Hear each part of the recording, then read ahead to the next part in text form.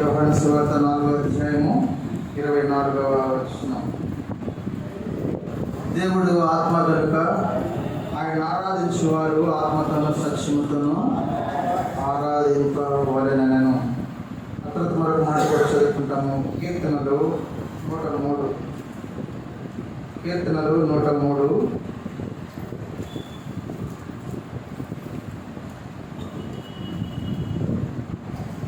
మొదటి 2 వచనాలు మనము అందరం కలిసి చదువుకుంటాం. కీర్తన 103 మొదటి 2 వచనాలు.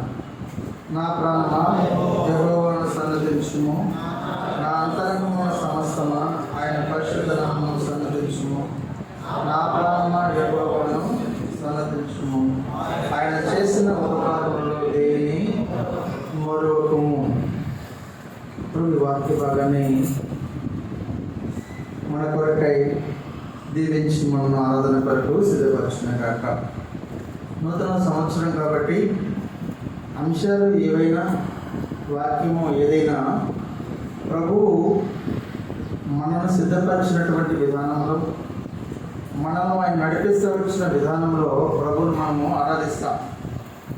కాబట్టి ప్రతి సందర్భంలో ఎలా ఆరాధించాలనేది మాత్రమే బోధించబడుతుంది. అనేక రకాలుగా జీవితకాలం అంతా ఆయన స్థుతించిన ఇంకా రుణస్థుడమే అని మనం ఎరుగుదము. కాబట్టి ఆయన గురించినటువంటి వాడిని చేసి రాయాలంటే భూలోకం సరిపోదు అని భక్తుడు రాస్తూ వచ్చాడు. దేవుడు చేసిన మేలులు ఇన్ని అన్ని కాదు, లెక్కలేనన్ని మేలులు చేస్తూ వచ్చాడు. కాబట్టి కొన్ని గుర్తు చేసుకోవాలని ఆశపడి ఇలా వాక్య ధ్యానం కలిగి ఉంటాం. మనం ప్రతిసారి ఆరాధన కొరకు సపరేట్గా వాక్యము, మన బల కొరకు వాక్యము అనుకుంటూ ఉంటాం. ఎందుకు వాక్యం అంటే వాక్యానికి అనుగుణంగా మనం అర్థం చేసుకోవటానికి, మనం ఒక అర్థంలో చూసుకున్నట్టుకు ఈ వాక్య ధ్యానం ఉపయోగపడుతూ ఉంటుంది. దేవుడు మనలను ఆరాధన కొరకు నడిపించిన కాక. కాబట్టి ఇప్పుడు యెహెజ్కేలు 18:31 ఇందులో ఇక్కడ అంటున్నాడు, ఇది నూతన సంవత్సరం కాబట్టి మన ఆరాధన కూడా మనము ఎలా దేవుడు మనల్ని జ్ఞాపకం చేసుకుంటూ వచ్చాడు. సంవత్సరం మారిపోయింది, క్యాలెండర్ మారింది అంటే పాత క్యాలెండర్ మాత్రం పక్కన పడేసాము, కొత్త క్యాలెండర్ నాకు పెడుతూ వచ్చాము. క్యాలెండర్లో మార్పు వచ్చింది, కానీ అదే పగలు, అదే రాత్రి, అదే ఆకలి, అదే ఆరోగ్యము కదా, అలాగే ఉంటాయి పరిస్థితులన్నీ కూడా. మనం ఏం జ్ఞాపకం చేసుకుంటామంటే, ప్రభువా నూతనపరిచిన సంవత్సరం. అనేక మంది సంతోషిస్తూ ఉంటారు, వారు దేని సంతోషిస్తున్నారో కూడా తెలియదు. నూతన సంవత్సరం అది కూడా అంటారు మనిషిదే. సంతోషము మనిషికి కరువైపోతూ వస్తుంది. దాని కొరకు ఏదో చేస్తూ ఉన్నాడు, కానీ చివరికి సంతోషం కనుగొనకుండానే ఈ లోకాన్ని ముగిస్తూ వస్తున్నారు. కాబట్టి మనము కూడా నూతన సంవత్సరం అనుభవాన్ని చూసుకొని, అంటే మాట ఒకటే మనకు నూతనమైన అనే మాటతో మనం ఆరాధన కొరకు ధ్యానం చేసుకుంటూ ఉంటాం. ఇక్కడ 2 మాటలు ఉన్నాయి, నూతన హృదయము, నూతన బుద్ధియు. కాబట్టి ఒక మాట మనం తీసుకున్నాం. యేసుక్రీస్తు ప్రభువారు మనలను ఆయన నూతన పరిస్థితి వచ్చాడు, మన హృదయాన్ని ఆయన నూతన పరిస్థితి వచ్చాడు. ఎప్పుడు నూతన పరిస్థితి వచ్చాడు? నూతన హృదయము అనేది మనకు అర్థం కావాలి, లేకుంటే మనం ఆరాధించలేము దేవుని. ఇది అర్థం కావాలంటే సామెతలు అంటే మన హృదయం ఎలా ఉంటా వస్తుందో మనం చూసుకుంటూ వెళ్తాం. సామెతలు 18:12. సామెతలు 18వ అధ్యాయము 12వ వచనం. కాబట్టి నరుడి హృదయము ఎలా ఉందంట చెప్పండి? అతిశయపడుతూ ఉంటుంది, పుట్టిగా అతిశయపడుతూ ఉంటుంది. ఆపద వచ్చిన వెంటనే మళ్ళా హంగులైపోతూ ఉంటాడు. అప్పుడు వరకు మాత్రం అతిశయపడుతూనే ఉంటాడంట. కాబట్టి మన హృదయం ఎలా ఉంటా వచ్చింది? ఎక్కడ నూతన పరిస్థితి వచ్చాడు? నూతన సంవత్సరంలో అనేక మంది కేరింతలు కొడతా ఉన్నారు, కేకులు పంచుకుంటూ వస్తున్నారు, స్వీట్స్ తినిపించుకుంటూ వస్తున్నారు.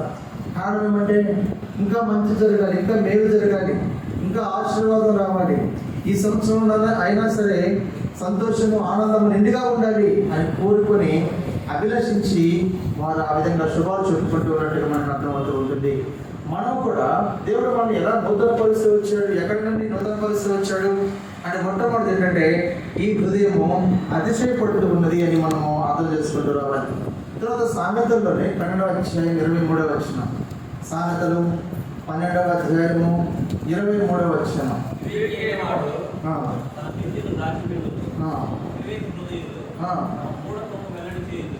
కాబట్టి ఇక్కడ రాయబడతా వస్తుంది 2 మాటలు ఉన్నాయి ఇక్కడ. అవిధేయత అన్నమాట ఒకటి, తర్వాత మూఢత. హృదయము మూఢతలో ఉండవచ్చింది, మూఢత్వంలో ఉండవచ్చింది. యేసుక్రీస్తు ప్రభువారు మనం దర్శించక మునుపు మన పరిస్థితి ఇదే. ఇంకా కూర్చున్న వారు ఇంకా యేసుక్రీస్తు ప్రభువారు దర్శించకుండా, యేసుక్రీస్తు ప్రభువారు దర్శించిన ఆ దర్శనాన్ని చూడకుండా కళ్ళు కప్పుకుంటూ పరిగెత్తు ఉన్నా సరే మన హృదయం ఎలా ఉంటుందంటే మూఢత్వంలో ఉంటుంది, అవివేకంలో ఉంటుంది అని మనం గుర్తు చేసుకుంటూ రావాలి.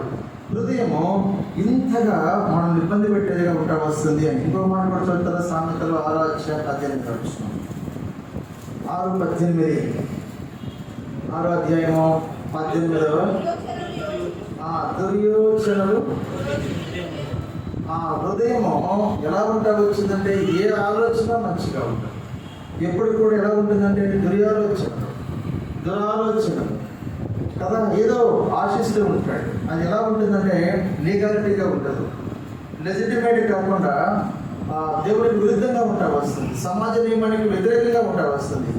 ఇటువంటి హృదయం కలిగినటువంటి వారులుగా మనం చూస్తూ ఉన్నాం. మీరందరూ ఎదుగుదరు ఇర్మియా గ్రంథం 17వ అధ్యాయం 17వ అధ్యాయం చూడండి. 17:9 ఏమంటాడు?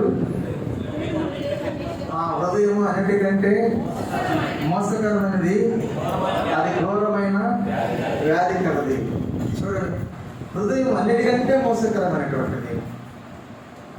మనకు అక్కడక్కడ వీధుల్లో కనిపిస్తూ ఉంటాయి హార్ట్ సింబల్స్తో బెలూన్స్ ఉంటాం. అలాగే హార్ట్ సింబల్స్ కనిపిస్తూ ఉంటాయి ఫ్రీక్వెంట్గా. పిల్లలు వాటిని యూజ్ చేస్తూ ఉంటారు. కొంతమంది ఆ సింబల్ చూస్తాము, అవి సింబల్ ఇష్టపడతా ఉంటారు. యవన వయసులో ఉన్న పిల్లలు మరి ప్రాముఖ్యంగా వాటికి ఇంపార్టెన్స్ ఇస్తూ ఉంటారు. ఎందుకని అంటే మనకు అర్థమైపోతుంది హృదయం అన్నిటికంటే మోసకరమైనది, అది ఘోరమైన వ్యాధికరది. వాళ్ళకి ఏం కావాలి, అది మోసం చేస్తుందని తెలియదు, తెలియకుండానే హార్ట్ అంటారు, మై హార్ట్ బీట్ అంటారు కదా, ఆ సింబల్ చూపిస్తూ ఉంటారు, ఇష్టపడుతూ ఉంటారు.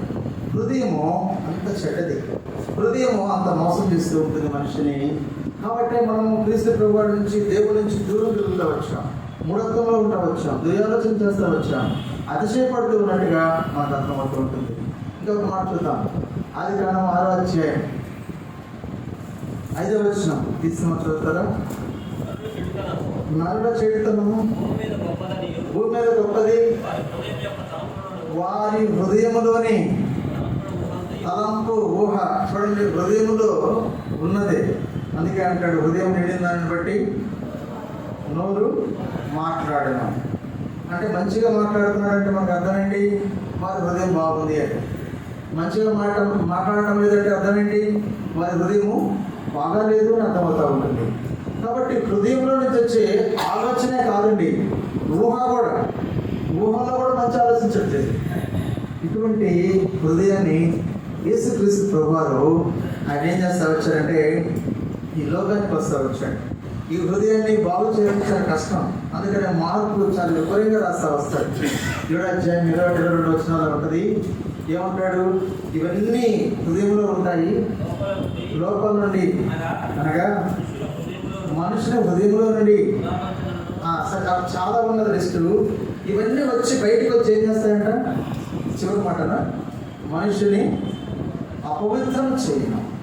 హృదయము ఇంత నిలువెత్తు మనిషిని, చిన్న హృదయము ఎంత ఇబ్బంది పెడుతూ ఉంటుంది. అందుకని నూతన సంవత్సరం చూసినప్పుడు స్వీట్స్, కేక్స్ పంచుకుంటున్నామంటే, శుభాలు చెప్పుకుంటున్నామంటే మనం కూడా దేన్ని బట్టి మనం సంతోషించాలి, దేన్ని బట్టి ఆనందించాలి, దేన్ని బట్టి స్వీట్స్ షేర్ చేయాలి అంటే క్రీస్తు ప్రభువారు మన హృదయాన్ని ఏం చేస్తూ వచ్చాడు?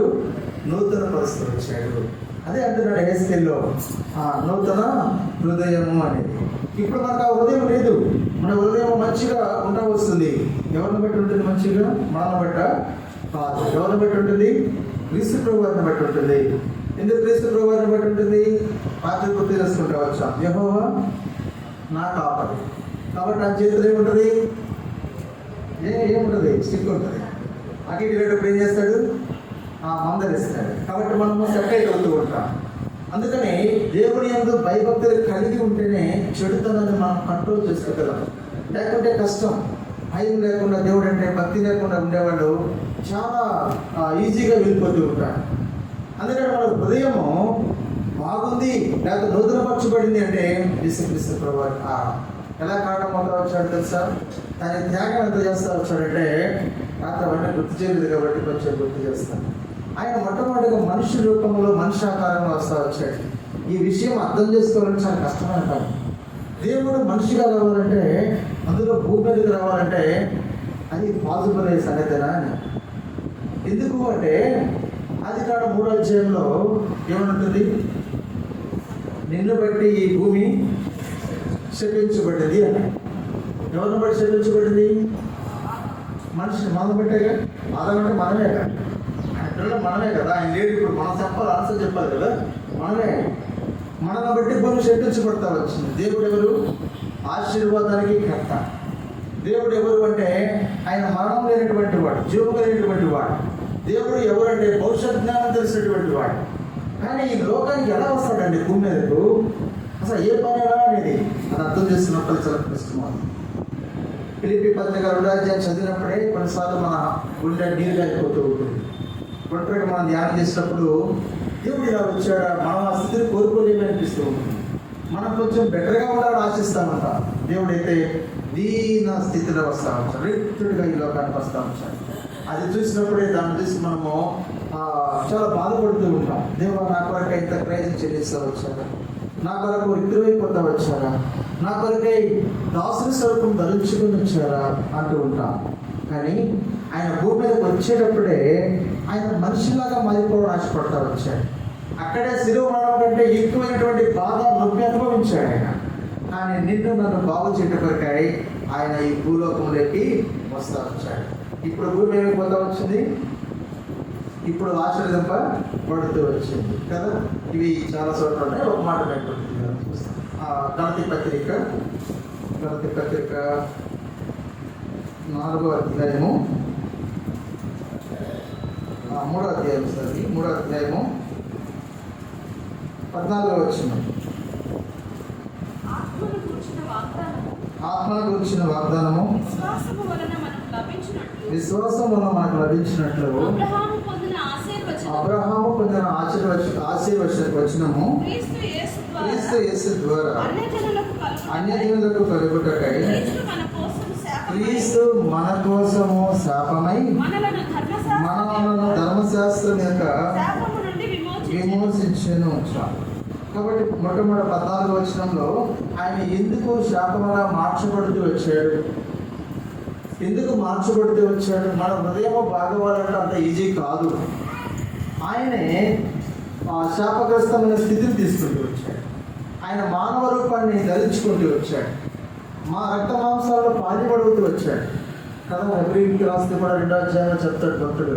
ఏమంటాడు? ఆ పిల్లలు రక్త మాంసములు గలవారైన ఆయన కూడా రక్త మాంసంలో పాలివాడైన. ఎందుకంటే కారణం చెప్తూ వస్తున్నాడు. జీవితకాలం అంతా దాశనపడిన వారు, మరణ భయానికి లోనైనటువంటి వారిని విడిపించడానికి ఆయన ఈ శరీరాన్ని ధరించుకున్నాడు అని మనము చూస్తూ ఉంటాం. కాబట్టి శరీరంలో ఆయన భూమి మీదకి వచ్చిన కారణం చేత అబ్రహాము ద్వారా అన్నమాట. అబ్రహాము పొందిన ఆశీర్వచనము క్రీస్తు యేసు ద్వారా అన్యజనులైన మనకు కూడా కలుగుతూ వచ్చింది. అందుకని ఇప్పుడు మన హృదయం మనల్ని అపోతపరచలేదు, మన హృదయం మనం మోసపరచలేదు. అది నూతన పరచబడేటువంటి దినం ఎంత గొప్పది. దాన్ని మనం సెలబ్రేట్ చేసుకోవాలి. ఏమైనా సెలబ్రేట్ చేసుకోవాలి? New heart. ఇప్పుడు నా హృదయం ఎలా మార్చబడతా వచ్చింది? నూతనంగా మార్చబడతా వచ్చింది. ఆరాధించగలవా? ధైర్యం ఉందా? ఒకవేళ ఆరాధించాలంటే నా మిమ్మల్ని నేను తక్కువ చోటు లేదండి, కోప్పడమాట. మళ్ళా అయిపోయిన తర్వాత ఏంటన్నా ధైర్యం అంటున్నారు అన్నమాట. ఇప్పుడు ధైర్యం వస్తుందంటే లోపల ఇవన్నీ లేనప్పుడు, అతిశయం లేనప్పుడు, మూఢత లేనప్పుడు, దుర్యాలోచన లేనప్పుడు, వ్యాధి లేనప్పుడు, అలాగే మార్క్స్ వార్తలు చెప్తా వచ్చాడే ఇవన్నీ ఏమీ లేనప్పుడు మనకు ధైర్యం వస్తుంది. ప్రభువా మీరు నన్ను స్వస్థపరిచారు, బాగు చేశారు ప్రభు, ఇవేమీ లేవు అని గుర్తుకు రావాలి. ఈ గుర్తుకొచ్చి ఆరాధించమని చెప్పడానికి మనం యోహాను సువార్త 4వ అధ్యాయం 24వ వచనం చదువుతున్నాం. చూశారు ఏమని చెప్తున్నాడు అక్కడ? ఆరాధించేటప్పుడు మెరుగుగా ఉండదు, నిద్రపోతానా? మెరుగుగా ఉంటే నేను ఆరాధిస్తాం అనుకోండి, మెరుగు లేకుండా ఆరాధన చేస్తాం అంటాం. దేవుడు ఏం చేసాడో తెలియదు. మనకు అలవాటైన పదాలు చక్కగా తక్కువైన నేనేమి బైబుల్ బోధించడానికి అంత సామర్థ్యం లేనటువంటి వాడు. అన్నవాళ్ళు ఏదో నిలబడమన్నారు కాబట్టి నిలబడ్డామంటే మాకంటే ఎక్కువ తెలుసు. మీకు వాక్యం ఎక్కువ తెలుసు, మీకు బైబిల్ ఎక్కువ తెలుసు, దేవుడు ఎక్కువ తెలుసు నాకంటే. మేము నేర్చుకుంటే ఉన్నాం, అనుభవిస్తూ ఉన్నాం. కాబట్టి అప్పుడు ధైర్యం వస్తుంది. అది ఆరాధన అంటే. ప్రభుని మనం ఆరాధన చేసి, ప్రభు నా ఉదయం నూతన పరచబడింది అంటే ఇవన్నీ ఉండకూడదు. అవన్నీ పెట్టుకుని ఆరాధన చేస్తే అది యథార్థమైన ఆరాధన కాదు. అందుకని నూతన సంవత్సరంలో మొట్టమొదటి అంశంగా మనం ఏం ఆరాధన చేస్తామంటే, ప్రభు నా ఉదయాన్ని కూడా మీరు ఏం చేస్తా వచ్చారు? నూతన పరిచారు. మీకు వందనాలు తండ్రి, ఈ నూతనమైనటువంటి ఉదయం ఉండబట్టే ఈ దినాన్ని నేను ఆరాధించగలుగుతా ఉన్నాను. అందరూ క్యాలెండర్ మారిందని ఆనందంతో ఉంటే కనుక నా హృదయాన్ని మీరు మారుస్తూ వచ్చారు. ఈ హృదయము నా దేహానికి ఎంతో ప్రాముఖ్యమైనటువంటిది కాబట్టి నన్ను బలపరుస్తూ వచ్చారు. మీకు వందనాలను మనం ప్రభువును ఆరాధిస్తూ వస్తాం అన్నమాట. మరొక మాట చూస్తాం చూడండి. యెహెజ్కేలు 11:19 11:19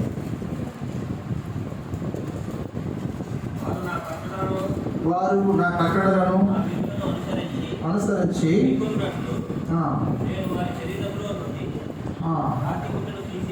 రాతి గుండెను తీసివేసి మాంస గుండెను ఇచ్చి కలగజేసి, ఇప్పుడు ఇక్కడ మాంసపు గుండెను తీసివేసి, రాతి గుండెను తీసివేసి మాంసపు గుండెను ఇస్తాను. ఇప్పుడు మనకు రాయి ఉంటుందా, మాంసం ఉంటుందా? మాంసమే ఉంటుంది కదా చూడటానికి, కానీ అది రాయిలాగా ముద్దుబారిపోతాడు. అందుకని ప్రభు మాట్లాడుతూ ఉన్నాడు. ఇన్నిసార్లు చెప్పిన లోబడట్లేదు అన్న మాట ఉంటుంది. అంటే అర్థం ఏంటి? మనం రాయిలాగా అయిపోయాము అని. అది శుద్ధి పెట్టి కొట్టినా పగలడం లేదు అని.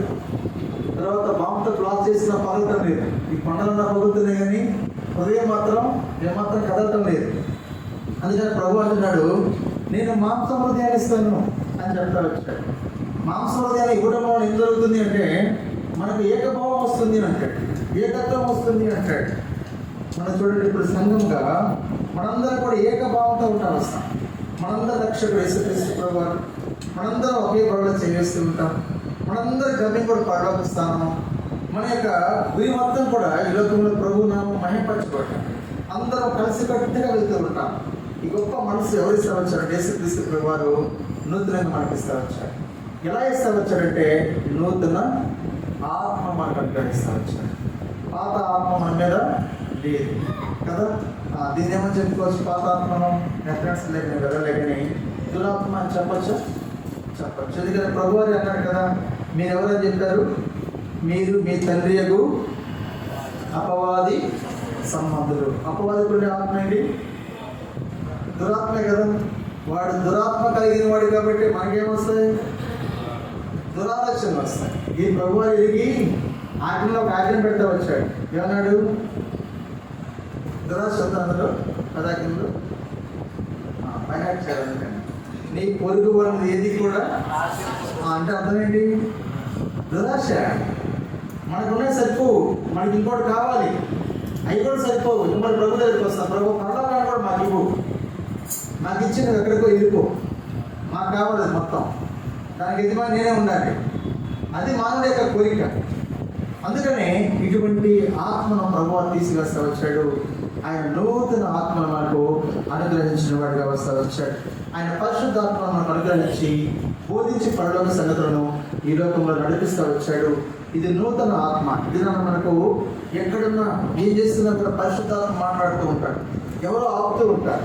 మనం ఏదో ఆలోచిస్తూ ఉంటామా? ఏం ఆలోచిస్తున్నా జాయింట్ ఏమిటంటూ ఉంటాడు. వెంటనే లేదు ప్రభా అని ఎక్సైజ్ చేసుకుంటూ ఉంటాం. ఎటు వెళ్తున్నావు? లేదు ప్రభా నేను ఇటు వెళ్ళాలి. ఎవరు బోధిస్తూ ఉన్నారు? ఎవరో మాట్లాడుతూ ఉన్నారు, ఎవరు నడిపిస్తూ ఉంటున్నారు. ఇటువంటి నూతన ఆత్మ మనకు అనుగ్రహిస్తూ వస్తున్నాడు. అందుకే ఈ నూతన సంవత్సరంలో మనము ఆరాధించేటప్పుడు కూడా ఆత్మతో ఆరాధించాలి. మనం భౌతికంగా ఆరాధించడం కాదు. భౌతికంగా మనము తెలుగు ఈ నాన్న పుట్టాం కాబట్టి వందనాలు కూడా ఎలా చెప్తాము? నిండుగా రెండు చేతులు జోడించు కదా. కొన్ని దేశాలు ఇలా ఉండవు, మనం జస్ట్ విష్ చేసుకుంటాం, హ్యాండ్స్ పైకి రోడ్లో మాత్రం విష్ చేస్తాం. కొన్ని పద్ధతులు అలా ఉంటాయి. మనం మాత్రం రెండు చేతులు జోడించి మనము చక్కగా మన యొక్క భౌతికపరమైనటువంటి వర్షిప్ను తెలియజేస్తూ ఉంటాం, గౌరవాన్ని తెలియజేస్తూ ఉంటాం. ఇంకా నార్త్ ఇండియాకి వెళ్తే వాళ్ళు ఏం చేస్తారు, యవనస్తులు వచ్చే ముందు పెద్దవారికి తెలిసిన వారికి పాదాలు పట్టుకుంటారు ఫస్ట్. ఓకేనా, పాదాలు నమస్కారం చేసుకుంటారు. చూడండి, భౌతికపరమైన చాలా సులువుమైనటువంటి ఆరాధన, కానీ ఆత్మతో ఆరాధించటం అనగా ఆత్మ కలిగి ఉండి ఆరాధించటం. భౌతికపరమైనది ఏమన్నది ఆ పనులన్నీ చేస్తాం మనం. మేము కూడా పిల్లలకు మన పాఠాలు చెప్తా ఉంటాము, వాళ్ళు లెసన్ వినరు, ఒకసారి పట్టాలు చేస్తారు, అందరూ చదివిస్తారు. కానీ అంత మంచిగా ఉంటారు, బయటకు వెళ్తే అన్ని పనులు చేస్తారు, పరిగెత్తుకుంటూ వెళ్తారు, మంచిగా రెస్పెక్ట్ చేస్తారు. కానీ క్లాసులు లోపల మాత్రం ఈ మాట చదవమంటే చదువు, మౌనంగా కూర్చోమంటే భౌతికపరమైన ఎంత ఈజీగా చూడండి. అందుకే ప్రభు అంట వచ్చాడు, ఆత్మతో ఆరాధించుట అన్నమాట. ఎవరు ఆరాధిస్తారు? ఈ ఆత్మతో ఆరాధించి ఇంకెవరు ఉంటారు? ఎవరు ఆరాధించగలరు? నూతనమైన ఆత్మ కలిగినటువంటి వారు.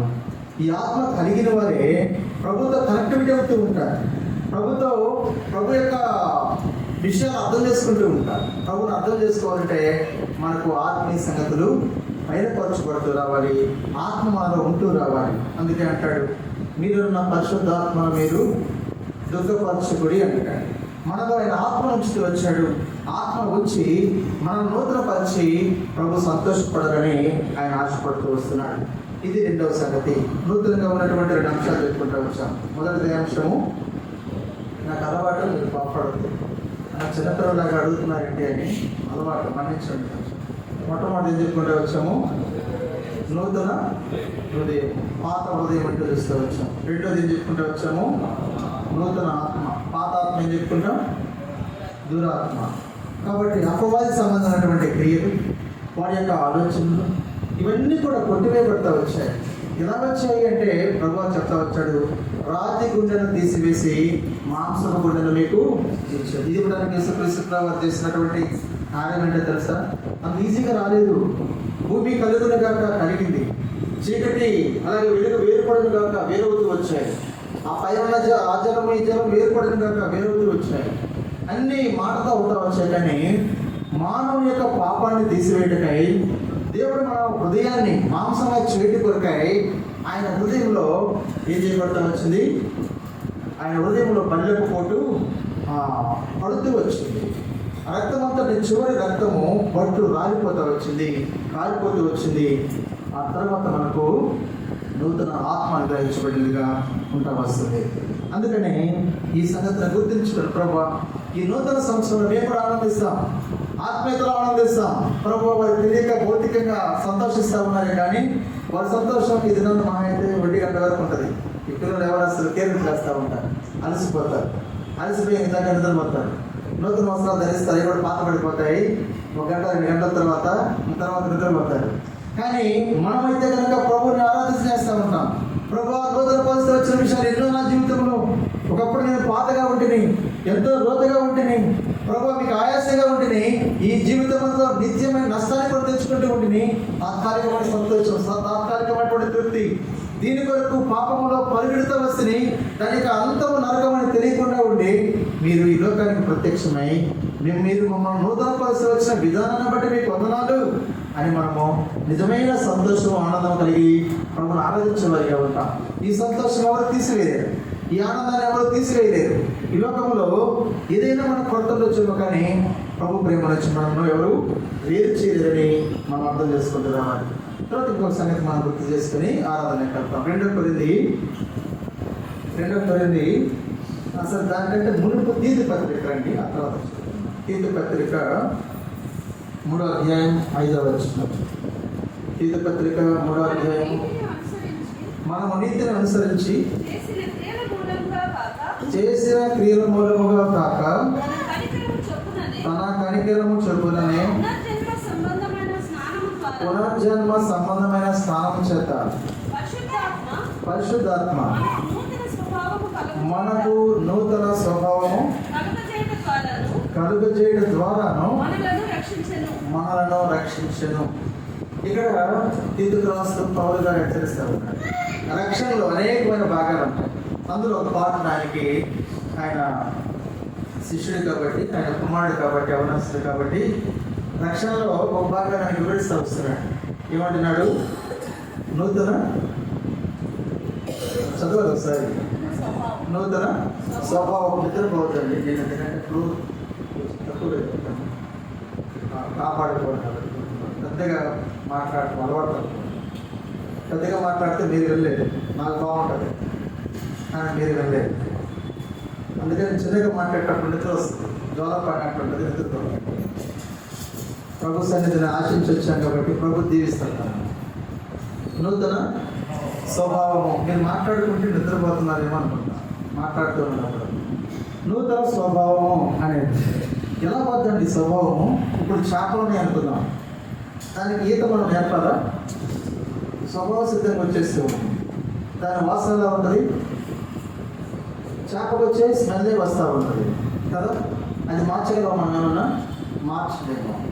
పాములు కొన్ని విషసర్పాలు ఉంటాయి, కొన్ని విషయం లేని ఉంటాయి. దాని స్వభావం అనేది అది మార్చగలవా? మనం ఏమన్నా విషసర్పం ఉందనుకోండి, మళ్ళీ దాని యొక్క పిల్లలు కూడా ఎలా పుడతాయి? విషంతోనే పుడుతూ ఉంటాయి. మార్చగలమా? మార్చలేదు.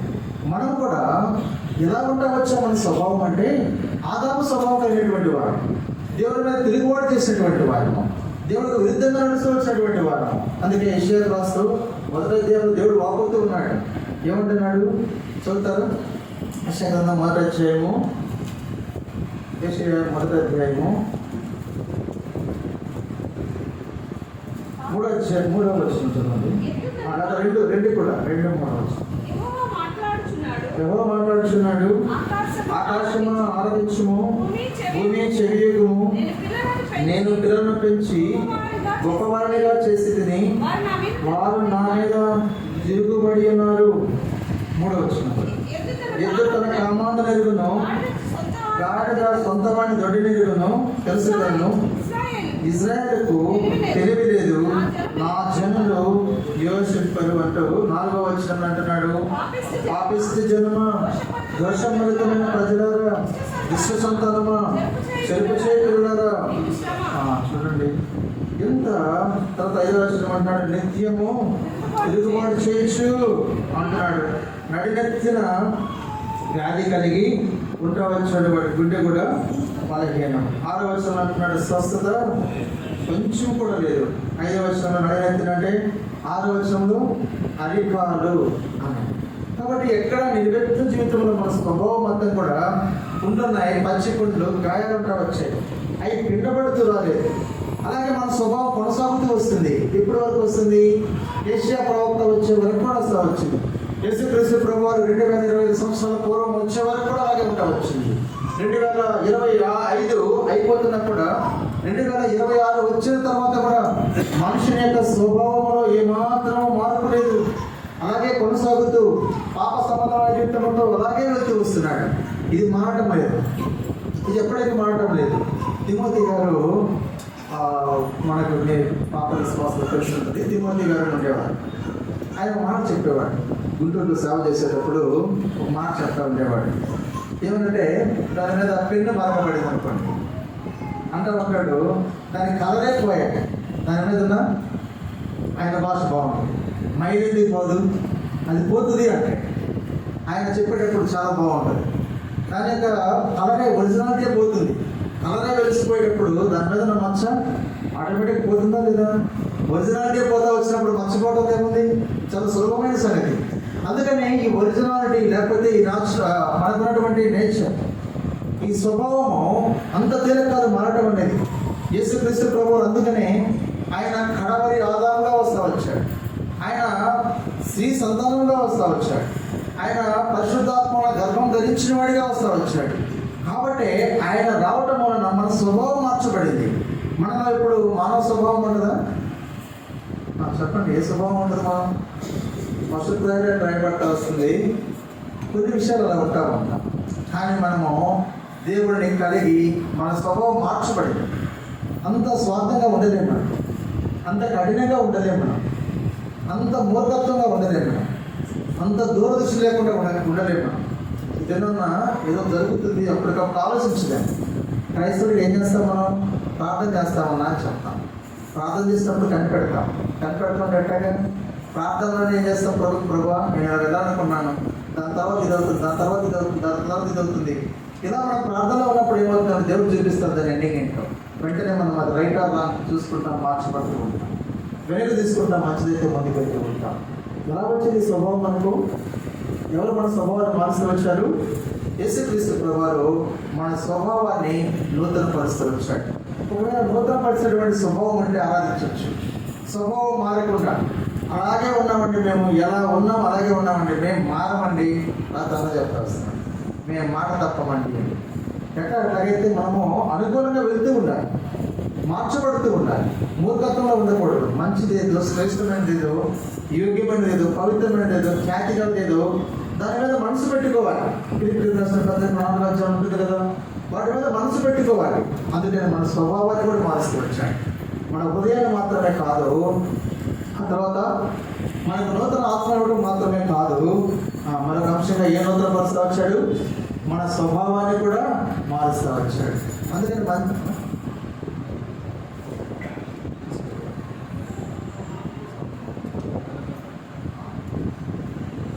మనం చిన్న కోరస్ పడతాము.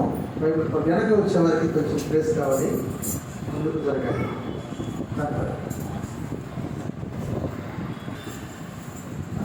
నూతన స్వభావం అనేది ప్రభు మారుస్తూ వచ్చాడు. అందుకనే మనిషిని ఎంతగా మారుస్తూ వచ్చాడు. అది క్రీస్తు ప్రభుకు మాత్రమే సాక్ష్యం.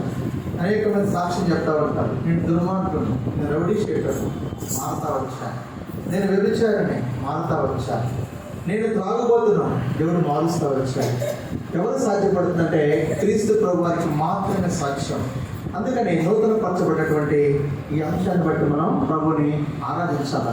మనం ఆటోమేటిక్గా మన స్వభావం మారితే ఎవరు మారుతారు చెప్పండి? మన మనుషులందరూ మారిపోయామనుకుందాం. అందరి స్వభావం మారుతా వచ్చింది. దేవుని స్వభావాన్ని మనకి ఇస్తా వచ్చాడు. దేవుని స్వరూపాన్ని మనం చేసుకుంటూ వచ్చాడు. మనం పోగొట్టుకుంటూ వచ్చాం.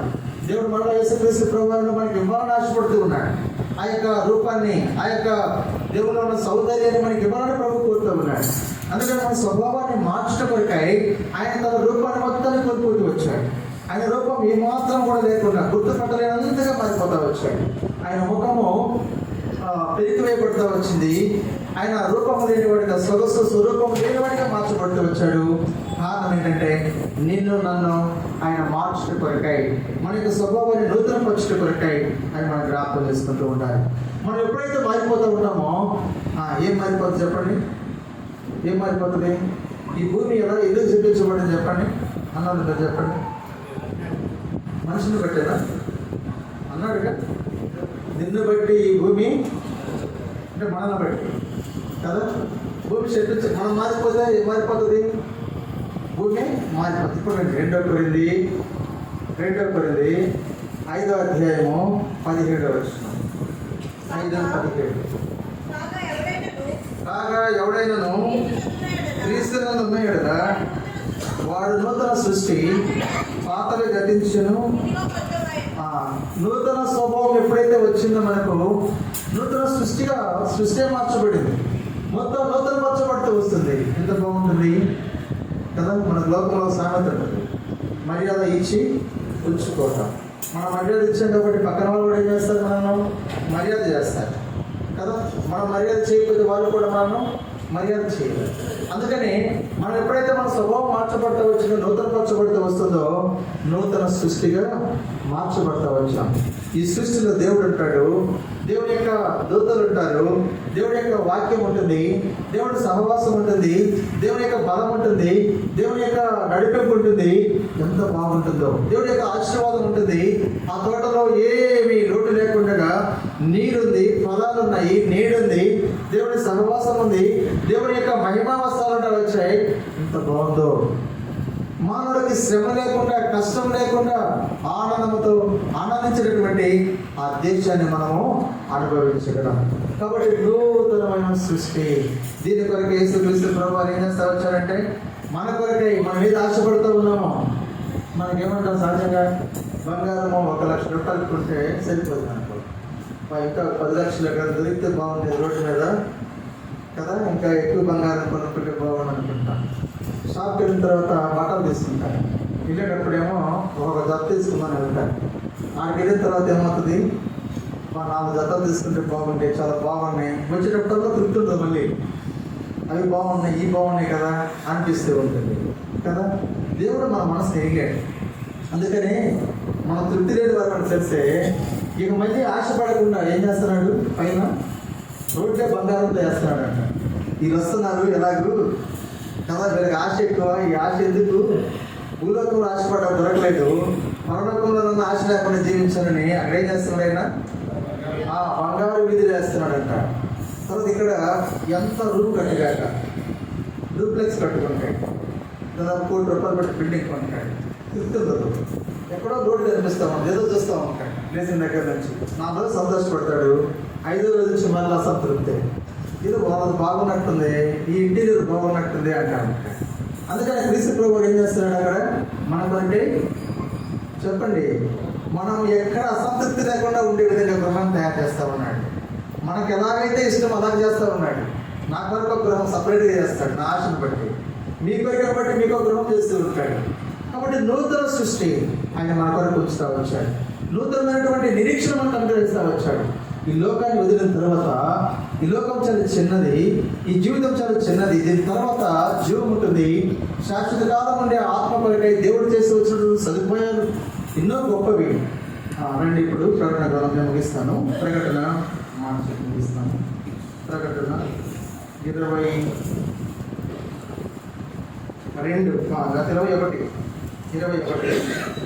ప్రకటన 21 మొదటి వచ్చింది. అంతటా నేను క్రొత్త ఆకాశమును క్రొత్త భూమిని చూసితిని. మొదటి ఆకాశము మొదటి భూమియు గతించలేదు. కాబట్టి ఈ అంశాలు మనం జ్ఞాపకం తీసుకొని, మొదట భూమి, తర్వాత మొదటి ఆకాశము గతించిపోయింది, సముద్రాలు లేవు, ఇప్పుడు క్రొత్త ఆకాశము క్రొత్త భూమిని నేను చూసి తిని, అందులో మన నూతనమైన సృష్టిగా యేసుక్రీస్తు ప్రభువు చూస్తూ వచ్చాడు. ఈ నూతన సంవత్సరంలో మనం కూడా నూతనత్వాన్ని, దేవుడు మనం నూతనపరిచిన విధానాన్ని గుర్తు చేసుకున్న ప్రభుని ఆరాధన చేస్తాం. చెప్పండి, ఏమేం చెప్తా వచ్చాము, నూతన హృదయము, నూతన ఆత్మనిచ్చాడు, నూతన స్వభావాన్ని ఇచ్చాడు, తర్వాత నూతన సృష్టిని ఇస్తా వచ్చాడు, ఆ తర్వాత కొత్త ఆకాశం కొత్త భూమిని కూడా ఆయన చేసిన వాడిగా ఉంటాడు వచ్చాడు. ఈ మాట జ్ఞాపకం చేసుకుని ఎక్కడ మనం నూతన పరచబడ్డామో ఆ అంశాలు మాత్రమే దేవుడు మన ఆరాధన చేస్తూ ఉన్నాడు. సంఘం కొరకు కాదు, పక్కవారి కొరకు కాదు, సేవకులు వెంటున్నారని కాదు, కానీ దేవుడు చూసేటప్పుడు ఆత్మలో మనం ఎక్కడ నూతన పరచబడ్డామో ఆ విషయాన్ని గుర్తుపెట్టుకుని ఆరాధన చేస్తే ఆయన ఆనందించేవాడు.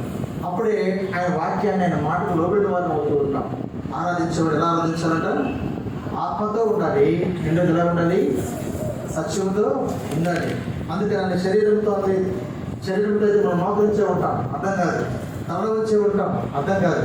అందుకని ఆత్మతో సత్యంతో ప్రభుని ఆరాధించడానికి సహాయపడతాం. గమనించండి.